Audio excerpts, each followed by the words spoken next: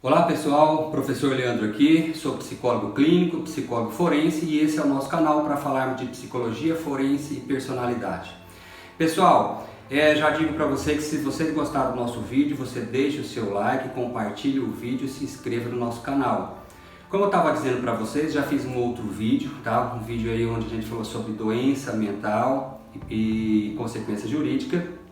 E hoje a gente vai falar sobre a perturbação da saúde mental e suas consequências jurídicas. Então a pergunta é, se uma pessoa pratica um crime e ela tem um transtorno mental, como por exemplo, transtorno de personalidade paranoide, transtorno de personalidade antissocial, qual seria a consequência jurídica? Será que essa pessoa vai ser encaminhada para tratamento psiquiátrico e não vai cumprir pena? Será que ela vai cumprir pena, mas ela vai ter aí uma redução da pena? Se ela for, por exemplo, um psicopata, qual seria a consequência? Ela cumpre a pena em regime fechado? O que vai acontecer? Então olha só, se você tem curiosidade para saber sobre esse conteúdo, fique comigo nesse vídeo até o final.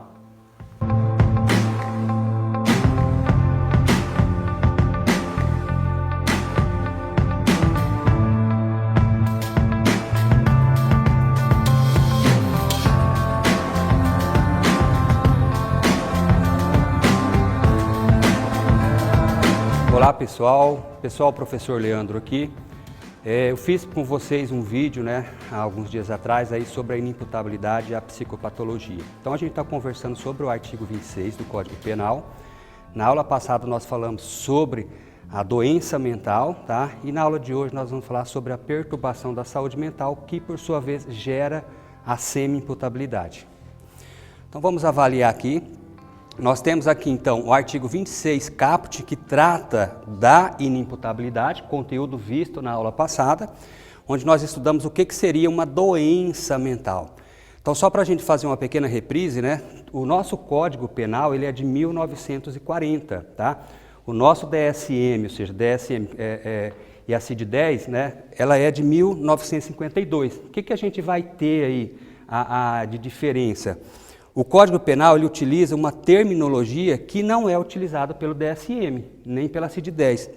Então é necessário que a gente possa fazer uma adequação, entender o que é uma doença mental e o que é uma perturbação da saúde mental. Segundo o Taborda, que é um dos melhores psiquiatras forenses que a gente tem no Brasil, essa doença mental seria todos os transtornos mentais em que a pessoa perde o juízo de realidade. E a gente comentou na nossa aula passada que seria então os transtornos psicóticos, como por exemplo a esquizofrenia. Já na perturbação da saúde mental, que é o nosso conteúdo de hoje, nós vamos falar então sobre os transtornos mentais em que a pessoa não perde o juízo de realidade. Então olha só, conceito bastante importante para essa nossa P2, tá? Você saber qual que é o conceito de doença mental e o conceito de perturbação da saúde mental. Doença mental são todos os transtornos mentais em que a pessoa perde o juízo de realidade, enquanto que a perturbação da saúde mental são todos os transtornos mentais em que a pessoa não perde o juízo de realidade, tá bom? Lembrando que, de acordo com o parágrafo único, a pena pode ser reduzida de 1 a 2 terços se o agente, em virtude de perturbação da saúde mental ou desenvolvimento mental incompleto ou retardado, não era inteiramente capaz de entender o caráter ilícito do fato ou de determinar-se de acordo com esse entendimento. Bom, diferença básica, tá? Aqui na inimputabilidade a pessoa ela é isenta de pena, tá? E aqui na perturbação da saúde mental ela tem a pena reduzida. Então no CAPT a pessoa é isenta de pena, ela vai ser internada no manicômio judiciário, hospital de custódia e tratamento psiquiátrico.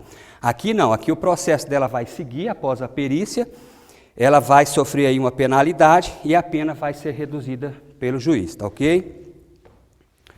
E quais seriam então os transtornos mentais em que a pessoa não perde o juízo de realidade, que seria a perturbação da saúde mental? Nós vamos ter aí as neuroses, as parafilias, os transtornos de personalidade, demências iniciais, alcoolismo moderado e toxicomania moderada. Então, diante desses transtornos, o perito vai avaliar se esse transtorno diminuiu a capacidade de discernimento e autodeterminação. Então, nós não podemos esquecer que aqui no CAPT a pessoa é inteiramente incapaz, tá? E aqui na perturbação ela teve uma redução, né? Tanto é que ele fala, olha só, não era inteiramente capaz. Então ela teve uma redução da capacidade. Seguindo, nós vamos ter então vários transtornos de personalidade, né, no DSM, Manual Estatístico e Diagnóstico de Transtornos Mentais. Aqui para o direito, né, tanto para o direito quanto para a psicologia ou a disciplina de medicina legal, o que mais importa para nós é o transtorno de personalidade antissocial, transtorno de personalidade paranoide, o transtorno esquizoide, esquizotípico, borderline, o transtorno de personalidade dependente e obsessivo-compulsivo, tá? Porque são os transtornos que mais têm relação com o direito, principalmente transtorno de personalidade paranoide, transtorno de personalidade antissocial, que é o psicopata, o borderline e o dependente. Aí eu trouxe aqui, a gente não tem tempo suficiente para comentar sobre todos os transtornos, até mesmo porque a gente já fez isso em sala de aula de forma rápida. Então eu resolvi fazer esse vídeo para a gente dar uma atenção especial àquilo que pode estar na nossa prova, né? Aquilo que pode a gente pode estar cobrando, tá? Então olha só, transtorno de personalidade antissocial. Então para que uma pessoa seja diagnosticada com esse transtorno, segundo o DSM, que é o Manual Estatístico e Diagnóstico de Transtornos Mentais, a gente tem que cumprir alguns critérios, tá? Então o critério A, a gente tem aqui o A, o critério B, C e D. No critério A, a gente vai ter que ter aí 3 traços de personalidade, né, dessa pessoa, no mínimo 3, para que ela seja diagnosticada com transtorno. Então vocês podem perceber que eu numerei aqui 1, 2, 3, 4, 5, 6 e 7. Então a gente tem 7 traços de personalidade, do transtorno de personalidade antissocial, e a pessoa precisa ter pelo menos 3 desses 7. Então vamos lá, analisando aí. Critério A, um padrão de desrespeito e violação de direitos que ocorre desde os 15 anos de idade, indicado por no mínimo 3 critérios. Então você está ali, vamos pensar, você é advogado, né? Você pediu a perícia do seu cliente, tá? Seu cliente foi para a perícia, foi submetido a uma perícia, o que o perito vai ter que avaliar? Então ele vai ter que avaliar se ele preenche os critérios mínimos para o diagnóstico. Nesse caso, a gente tem aqui que ele tem que ter 3 critérios que ocorrem desde os 15 anos. Então, embora eu esteja ali com uma pessoa adulta que já tem 20, 25 anos, eu vou ter que avaliar se desde os 15 anos ela já apresentava alguns desses critérios ou alguns desses sintomas. Então, o primeiro aqui, incapacidade para adequar-se às normas sociais com relação a comportamentos ilícitos, indicada por repetição de sucessivos atos que constituem motivo de detenção. Então, olha só que interessante. A gente diz assim, a pessoa que tem transtorno de personalidade antissocial, que também é muito confundido com psicopata, ela já demonstra, né, desde criança ou desde a adolescência, que ela já tem uns traços desse transtorno. Embora a gente não possa fazer diagnóstico de transtorno de personalidade antissocial para quem tem menos de 18 anos, tá? Mas ali nos 15 anos, nos 14 anos, a pessoa já está demonstrando alguns traços dessa personalidade.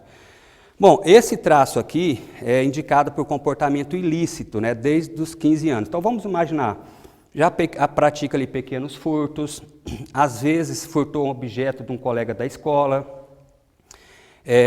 ainda que ela não tenha sido detida, tá? Então você pode prestar atenção aqui que ele fala assim, constitui motivo de detenção, mesmo que não tenha sido detida, mesmo que não tenha sido encaminhado para a delegacia, só o fato de praticar esses atos já é motivo de detenção. Segundo, propensão para enganar, indicada por mentir repetidamente, usar nome falso ou ludibriar os outros para obter vantagens pessoais ou prazer. Então vamos pensar ali desde os 15 anos, 16 anos, essa pessoa pratica pequenas fraudes. Vamos pensar, tem 16 anos, quer entrar na balada, só entra com 18 anos, e ele vai lá e pega, por exemplo, a identidade do irmão, tá? Se passa pelo irmão. São alguns traços dessa personalidade. O 3, impulsividade ou fracasso para fazer planos para o futuro. Geralmente são pessoas que não terminam os seus estudos, não param em emprego, não conseguem fazer planos de longo prazo e assim por diante. Irritabilidade e agressividade indicada por repetidas lutas corporais ou agressões físicas. Então são pessoas que geralmente já estão brigando na escola, briga na balada, sempre está dando algum tipo de problema.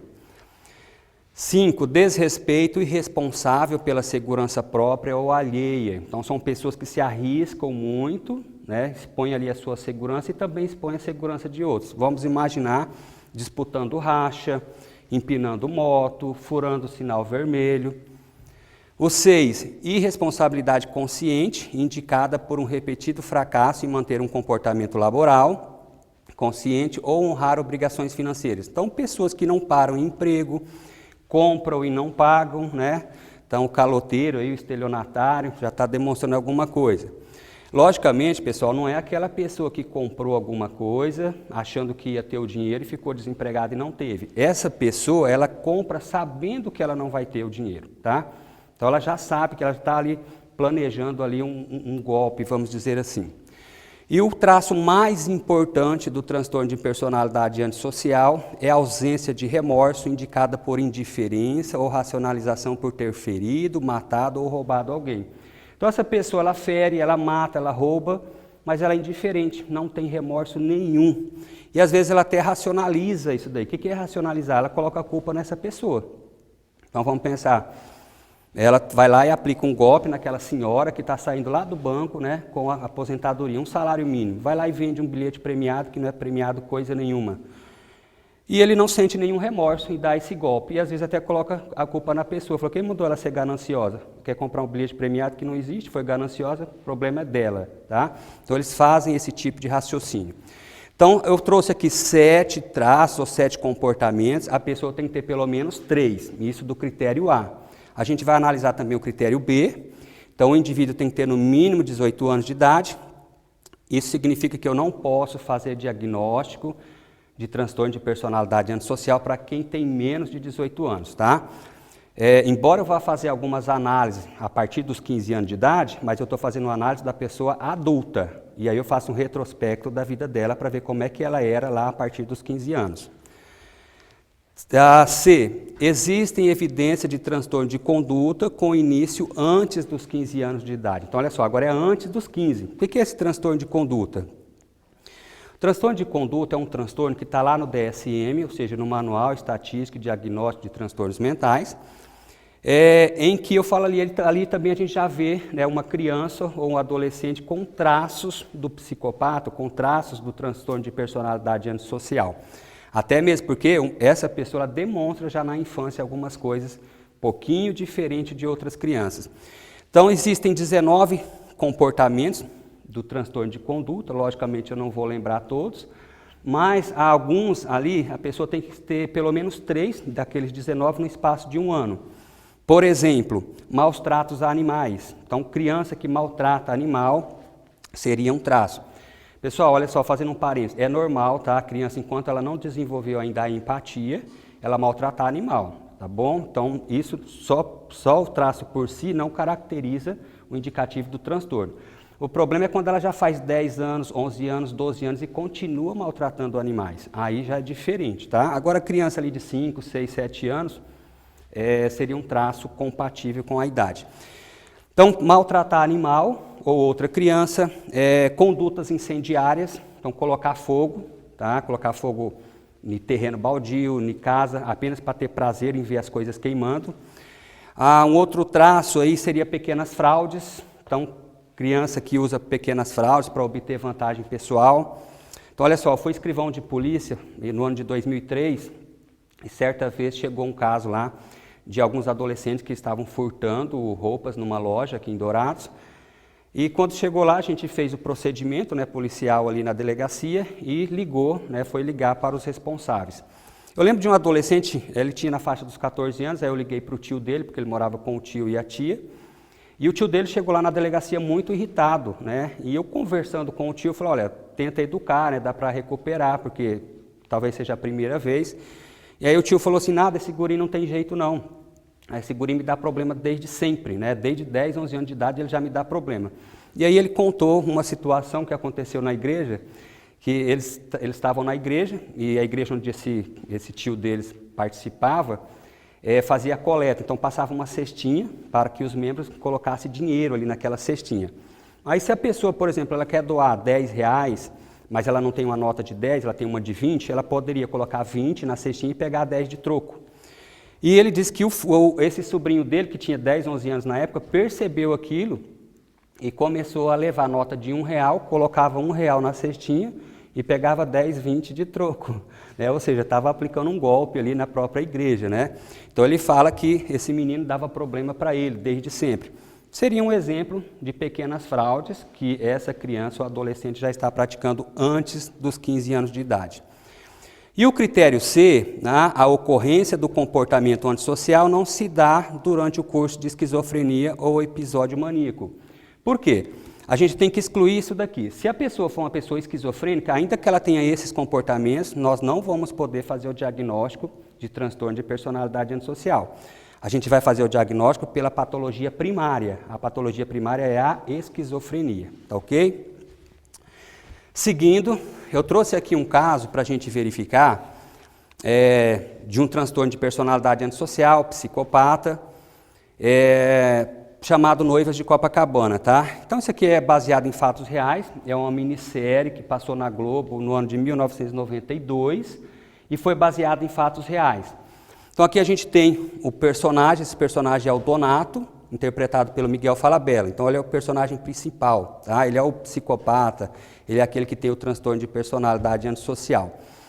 Como é que se dá essa trama aqui? Então, no Rio de Janeiro, naquela época, né, em 1986, começou a aparecer mulheres mortas, tá? E vestidas de noiva. Então, um fato bastante intrigante, por que essas mulheres foram mortas vestidas de noiva? Então eu lembro que apareceu uma numa escadaria de uma igreja, mulher morta vestida de noiva, outra apareceu na praia e assim em vários outros lugares. Segundo aqui a minissérie, né, que é baseada nos fatos reais, o personagem aqui, Donato, ele escolhia, pegava o jornal, verificava ali mulheres que estavam vendendo vestido de noiva, e aí ele entrava em contato com essa mulher, né? Ele conversava com ela, falava que ele queria comprar o vestido, ele dizia que estava noivo, e aí ele comparecia na casa da mulher que estava vendendo o vestido. Quando ele comparecia na casa, ele comparecia sozinho, aí ele dizia assim, olha, eu vim aqui, né, mas eu não trouxe a minha noiva porque eu quero fazer surpresa para ela. E aí ele dizia para ela assim, eu gostaria que você provasse o vestido, para mim não correr o risco de comprar uma roupa que não vai servir na minha noiva. Muito bem, e ele conseguia convencer a mulher a provar esse vestido. Quando ela provava o vestido, ele acabava matando ela por esganadura, né? Então quem foi meu aluno aí na medicina legal vai lembrar. A esganadura seria a morte causada por asfixia provocada pela mão do agente. Então ele esganava essa mulher e aí abandonava o corpo dela em algum local. Em outras situações, ele até desenvolvia um pequeno romance ali com essa mulher, né? Ele ia dando uma chavecada nela, conversando com ela, desenvolvia um romance ali de uma semana, um mês, aí quando ele ia ter relação sexual, ele pedia para ela vestir o vestido de noiva, quando ele ia ter relação sexual com ela, no ato sexual, ele matava ela por esganadura. Então, um fato que aconteceu ali no Rio de Janeiro, no ano de 1986. O caso é real, como eu falei para vocês, aqui eu tenho a reportagem, tá? Essa é a reportagem real, então o maníaco do vestido de noiva. O caso foi tema de matéria da revista Veja, do ano de 1986, o qual noticiava o caso do mecânico Heraldo, de 37 anos, que escolhia sua vítima por meio de anúncio de vestido de noiva à venda no jornal. O caso ocorreu no Rio de Janeiro e, segundo o maníaco, o crime passou a ser cometido depois que ficou sabendo que sua esposa o traiu por mais de 2 anos, ocasião em que o amante pedia para que ela usasse vestido de noiva durante a relação sexual. Então, para você que foi meu aluno ali de medicina legal, a gente percebe o que aqui, né? Percebe até um fetiche desse amante. Lembra quando nós estudamos as parafilias? Tá? Parafilias, inclusive, é causa também de semi-imputabilidade, logicamente a ser avaliada pelo perito.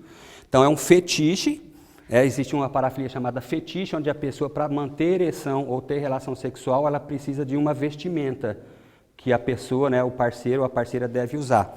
Então, vamos pensar, esse amante aqui, ele tinha o fetiche como parafilia. E o Heraldo, né, que acaba matando mulheres depois, é como se ele quisesse se vingar da própria noiva nessas mulheres, tá bom? Então, caso real, tem aí os recortes de jornal. E a pergunta é, essa pessoa é semi-imputável? Lembra, voltando lá para o artigo 26, do parágrafo único, diz que a pena será reduzida de 1 a 2/3 se, em virtude de perturbação da saúde mental, a pessoa teve a diminuição da capacidade de discernimento ou autodeterminação. E segundo o Taborda, né, as hipóteses de perturbação da saúde mental seriam também os transtornos de personalidade. Então vamos pensar, se o transtorno de personalidade antissocial, também conhecido como psicopatia, é um transtorno de personalidade, ou seja, é uma hipótese de perturbação da saúde mental, e a perturbação da saúde mental pode tornar a pessoa semi-imputável, será então que essa pessoa aí que praticou esses crimes é semi-imputável?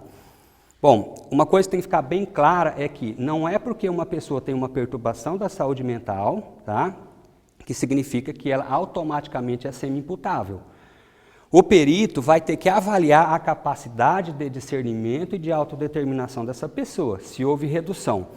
Segundo o Taborda, né, psiquiatria forense e vários outros psiquiatras forenses, eles entendem que não é semi-imputável, a pessoa é imputável, ou seja, ela responde normalmente pelo crime que ela praticou, mas há divergência, tá bom?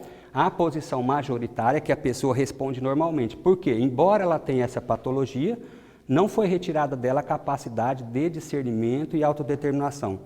Ela sabe o que ela está fazendo e ela tem condições de controlar a sua capacidade volitiva. Um exemplo é esse Heraldo, né, no personagem.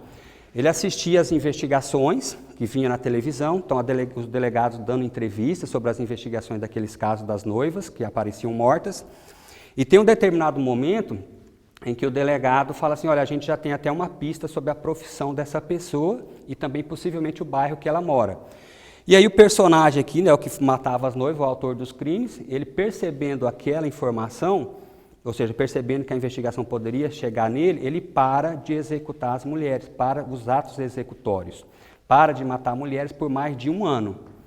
E depois, quando a investigação esfria, ele volta a matar mulheres. Então vamos fazer o raciocínio, olha só, se ele parou de matar mulheres, é porque ele tem capacidade de autodeterminação. Então ele sabe o que está fazendo e tem controle da sua determinação, controle da sua capacidade volitiva.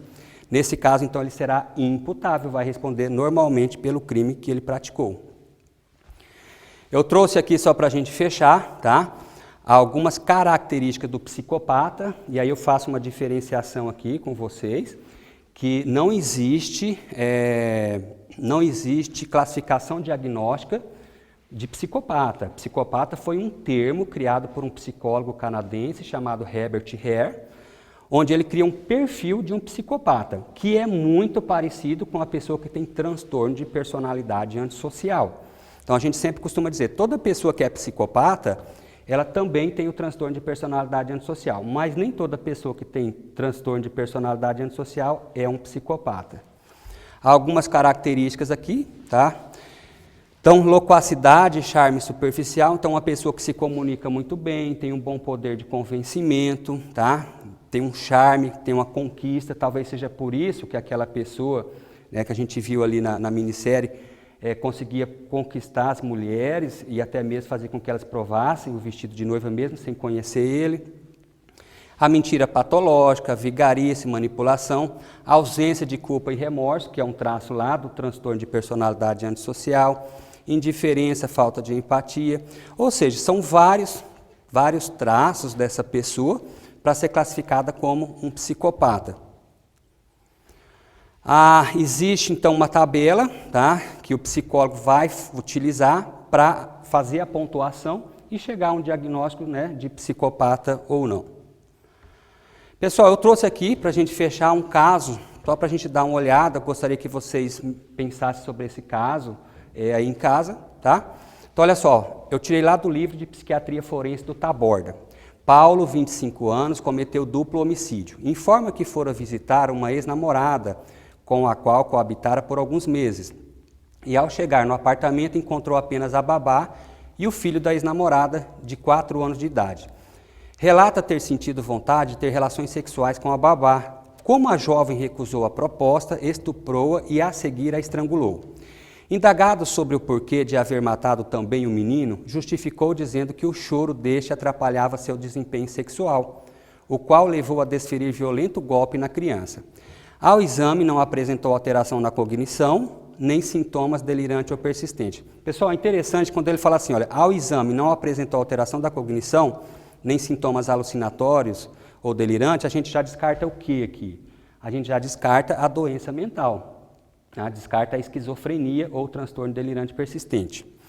Não estava usando substância psicoativa durante a ocorrência do fato. Continuando, diz lamentar muito o que aconteceu, pois foi um azar que atrapalharia sua vida futura e que não desejava matar ambos. Sua história pregressa revela um padrão constante de desajuste, expulsão do colégio, exclusão do serviço militar, perda de empregos e brigas constantes. A vida afetiva é marcada por instabilidade nos relacionamentos. Teve diversas namoradas, conviveu maritalmente com algumas, mas não formou laços duradouros com nenhuma. De um desses casos, teve uma filha, em relação à qual não assumiu qualquer responsabilidade. Por esta razão, sendo demandado na vara de família para que reconhecesse a paternidade e pagasse alimentos à criança.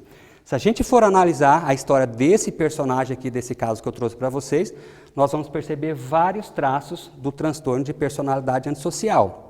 Então, uma pessoa que não tinha planos para o futuro, não parava em empregos, né? Tá? Tem lá esse traço, não cumprir obrigações financeiras também. Por exemplo, ele tinha uma filha, não reconheceu paternidade. Ele matou 2 pessoas e está indiferente, até racionaliza. Lembra que eu falei da racionalização, coloca a culpa no terceiro? Olha, ele diz assim, que ele não queria matar ninguém, mas o choro da criança o incomodou, como se a criança tivesse culpa nesse evento, tá bom? Então, pessoal, finalizando, eu gostaria de deixar para vocês aí o recado para que vocês leiam o capítulo do livro que eu deixei lá no Class para vocês, tá? Assistam às aulas e aí nós temos a prova na semana que vem, tá bom? Pessoal, obrigado.